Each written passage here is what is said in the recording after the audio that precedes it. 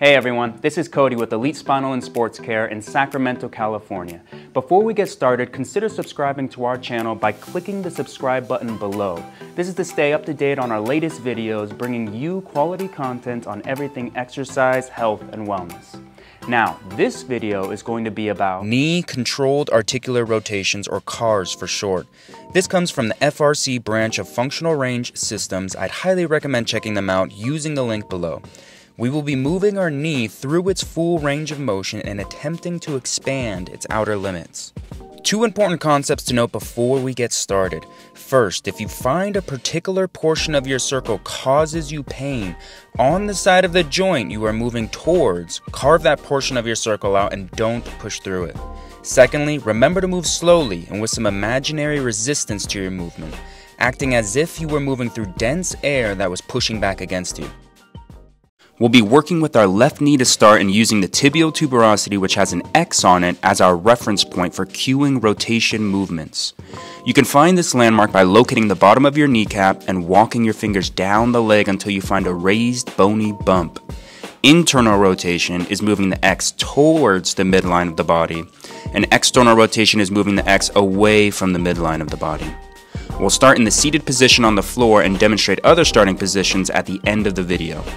Thread the left arm behind the knee and grab hold of the opposite upper arm.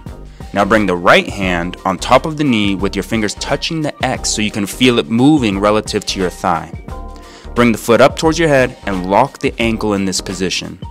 Begin to irradiate by tensing the arm muscles, squeezing the thigh against your chest, and stiffening the right leg as if you were trying to touch your heel to the wall in front of you. Begin to externally rotate, bringing the X away from midline. Maintaining external rotation, extend the knee, straightening the leg as much as possible, generating more tension in the body.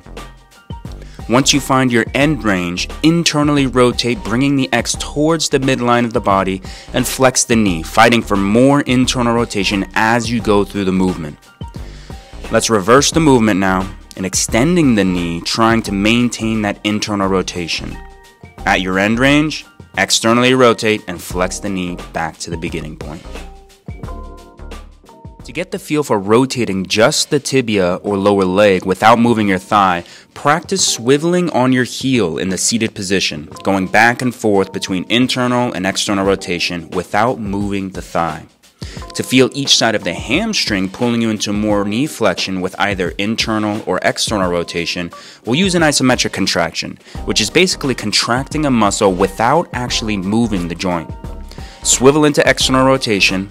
With only 10 to 20% of your max effort, press the heel into the ground as if you were going to slide it towards you, but don't allow the heel to slide. You should feel the hamstring muscles near the outside of your leg begin to contract. Now raise the leg and consciously contract those same muscles, completing the movement. Let's swivel into internal rotation now. 10 to 20% contraction again. Feeling the hamstring muscles more towards your midline contract. Raise the leg and continue the movement. Here are some other positions that you can try if the one we demonstrated was not comfortable to you, or you would like to do the movement with different positions of the hip to start.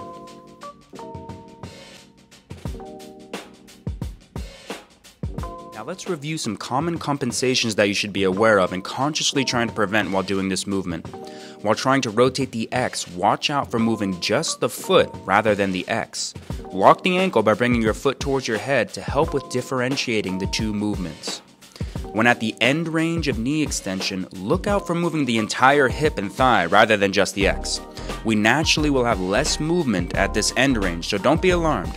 Just notice you gain more rotation as you go back through your knee flexion. Thanks for watching our video, and if you liked it, consider subscribing to our YouTube channel by clicking the subscribe button below for more quality content coming your way. And if you're in the Sacramento area, feel free to check us out and book an appointment at the link below.